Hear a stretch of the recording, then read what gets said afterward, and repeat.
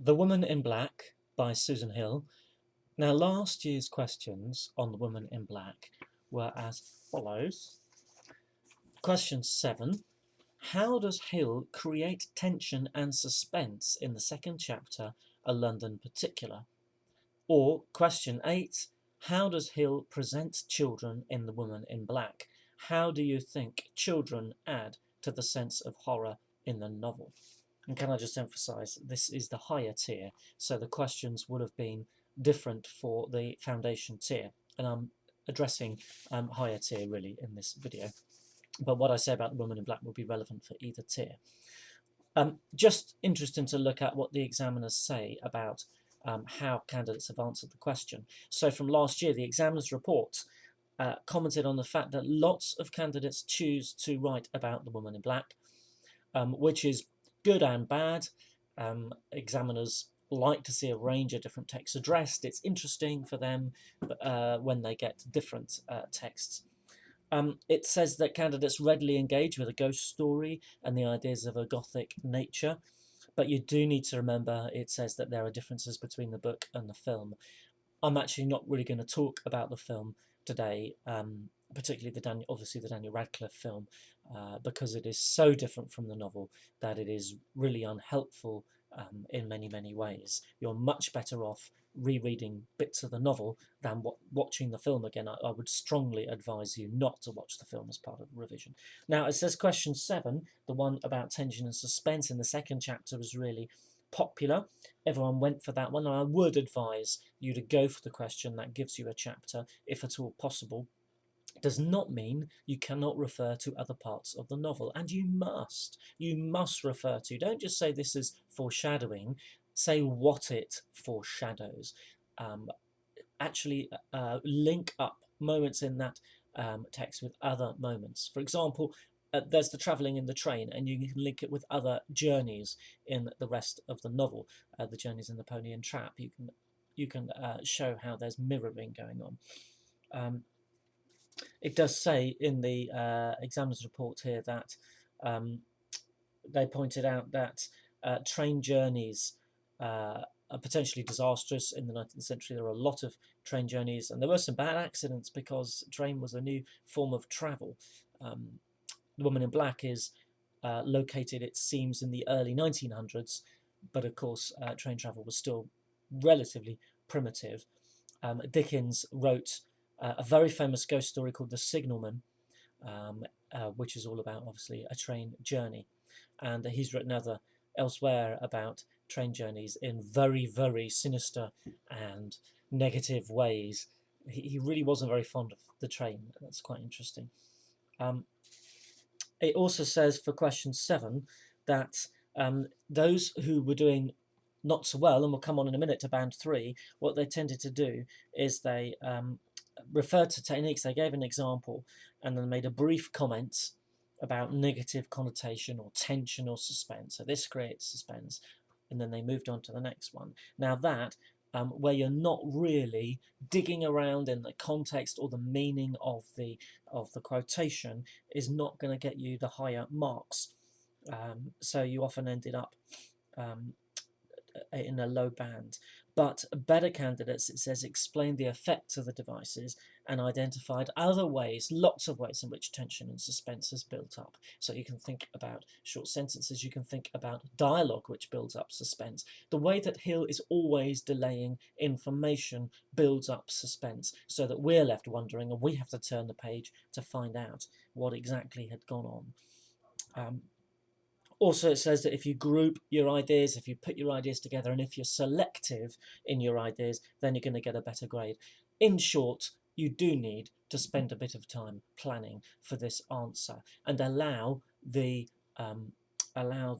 important moments in the novel just to come to the top of your head. There are some important moments that you should refer to. Every time the Woman in Black appears is incredibly important, and those appearances are cumulative. They build up. So Kipps is ignorant, and we're left ignorant as well the first time that the Woman in Black appears, that this is a ghost. and it's only the second time on the island. Even then, Kipps doesn't believe it's a ghost until she totally disappears and there's nowhere she could have gone to. It's at that point that he starts to become a little bit more uneasy. And of course, the future appearances of the woman in black, which aren't even appearances often, it's more of a sensation of the presence. So when Spider's there, Spider is able to sense the presence of the woman in black, and Hill uses sound, uses the weather, she uses the night, she uses Kip's deterioration and psychological unraveling to the point where he's like a baby whimpering on the floor like a child. She uses that, and the actual appearances of the physical appearances of the woman in black become less important, and then of course until that is the final appearance of the woman in black years later when he's married with a young child, and of course the woman in black just appears. I saw her. And so we go through a stage where she's being described in a huge amount of detail, which I think is the second appearance, where she's malevolent and there's all this hatred and bitterness emanating from her, to a simple, then I saw her. And we are left to infer what impact that has on Kipps as he sees her. So those are obviously all really important moments in the novel. Now, the second question, I'll just remind you what it was. How does Hill present children in The Woman in Black? We were talking about this in class the other day, actually. So we have had a children question, although they could do a variation on it. And it says, how do you think the children add to the sense of horror? They could do something on childhood, for example, the importance of childhood in the novel. It'd be quite a difficult question. But it does say quite interestingly here that weaker responses to this question tended to look at one main focus, such as the build-up to the spirit's attack on Arthur's baby at the end. Stronger responses looked at various aspects about how children appear in the story, from the naive seeming gaiety, jolliness in the opening chapter, the local children, so you've got the gaiety of the older children, really, that they're almost teens and adults telling the ghost stories. So you've got that aspect of children, and you've got the children in the fast asleep in their beds, waiting for Father Christmas to come. So you've got that kind of fun, innocent angle on childhood. The local children watching the funeral, who of course could be construed of as ghosts. They're described in a very ghostly way, but they are not like children at all, Kipps observes. So there is this stereotype or expectation that a child will always be fun, always be laughing, joking, and you don't get that in Crythin Gifford, which is telling in terms of our expectation of what's going to happen in the novel. And the spectral tale of a child's cry in the mists. So you got Nathaniel Drablow's cry as he drowns, which of course is probably the feature of the haunting that has the most impact on Kipps, is this nightmarish cry in the mists. And Kipps isn't yet a father, but he is clearly a sensitive individual, because this really tells on him. And he, initially, of course, he wants to go and rescue this child, and then he keeps on hearing this cry over and over again. And Kipps does have a desire to rescue. He does have a desire to make things safe, which might explain why he keeps on going back and back to the house to solve this and to break through this problem. But of course, he becomes a cropper in the end, and it's his child, tragically, who pays the price for his stubbornness and for his interference in at Eelmarsh House, and with the whole history of Janet Humphrey and Alice Drablow. It says also some candidates restricted their response to the presentation of the children in the cemetery, forgoing the opportunities offered by the chapter in the nursery. This was a task which demanded candidates were expected to think on their feet, as they may not have prepared for this topic. Now, you do need to be able to think on your feet. Okay, if you're going to go for, if you've got an option for a chapter question and a general thematic question where you have to collect ideas from different parts of the novel, if you're not confident that you can think on your feet in 45 minutes, please, please, please go for the chapter question.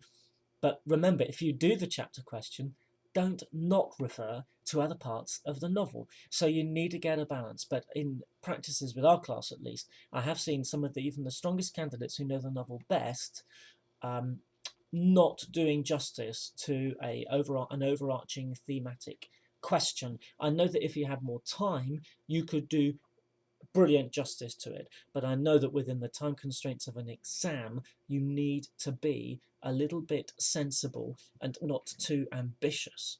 Okay.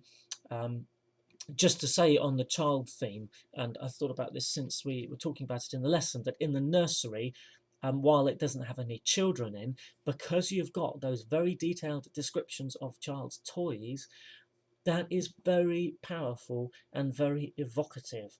And there is some, and I have to say, I think the one movie in this respect does depict that particular bit very well. The wonder and the fun and the scariness and the inventiveness and the kind of state-of-the-art toys, really, that there were in that nursery. They were, the best toys money could buy. There were expensive things in that nursery.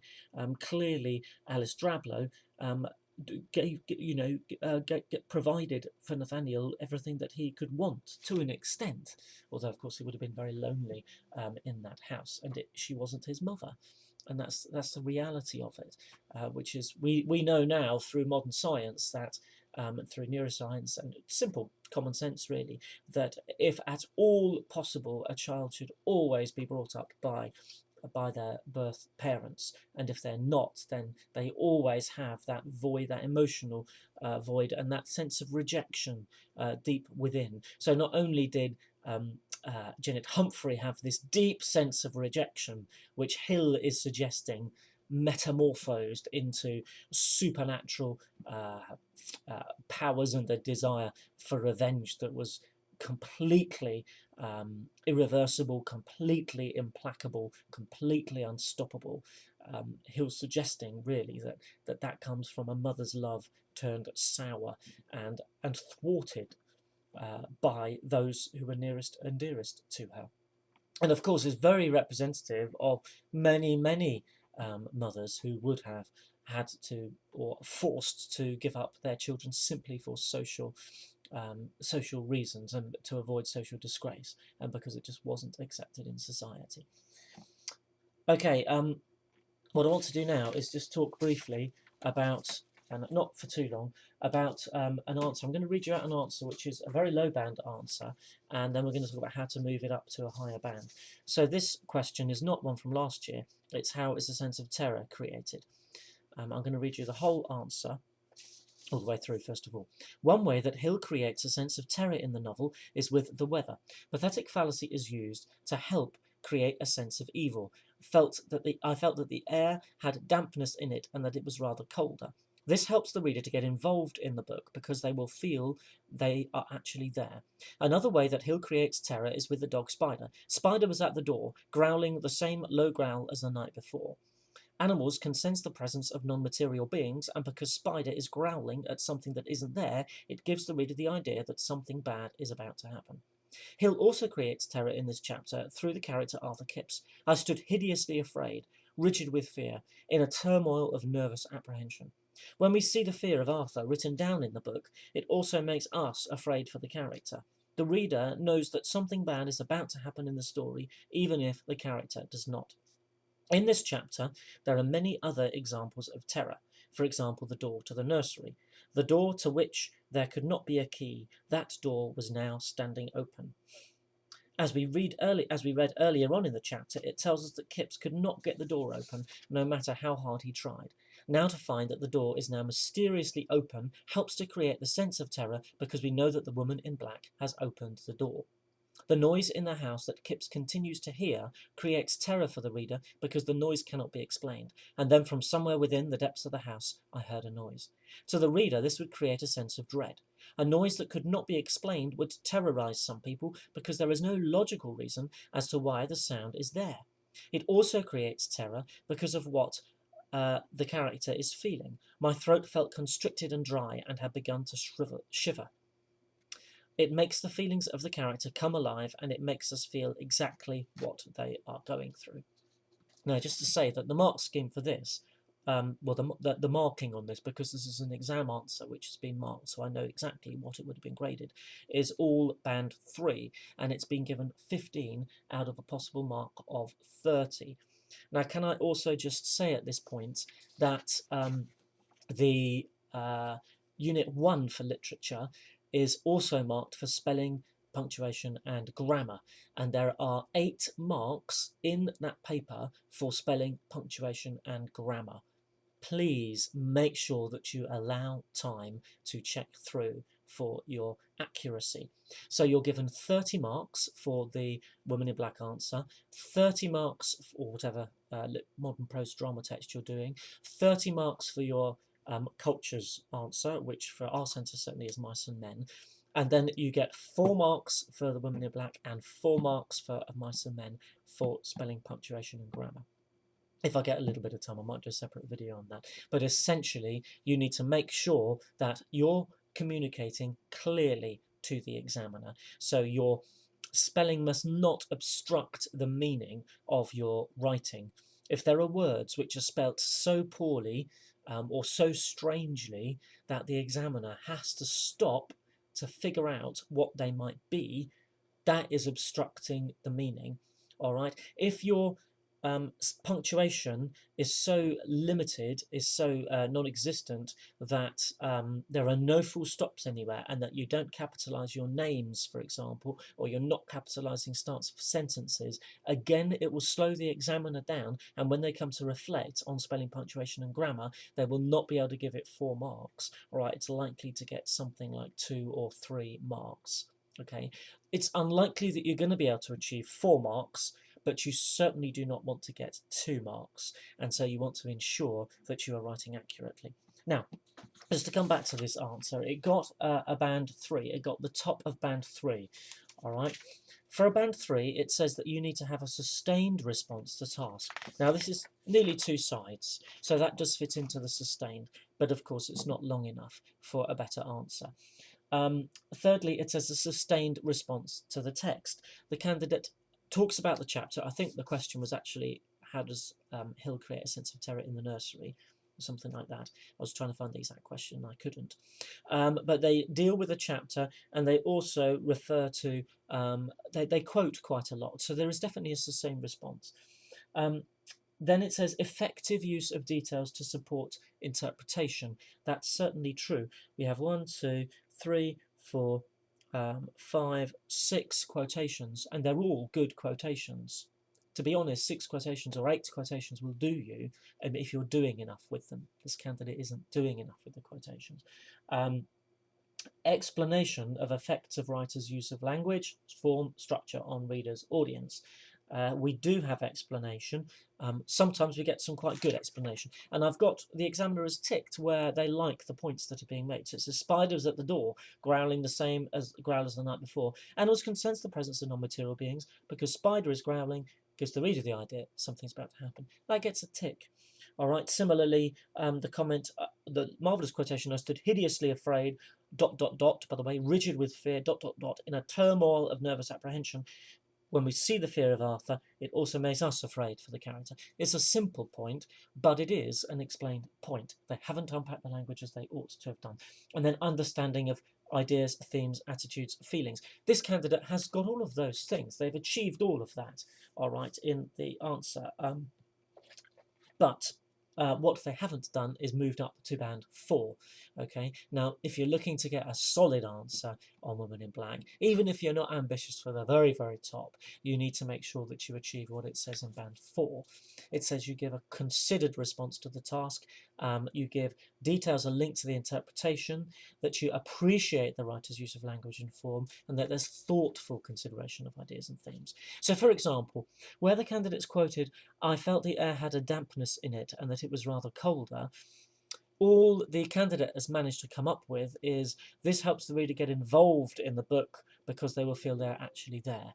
Now, you could say that about any quotation and it would not make you any the wiser.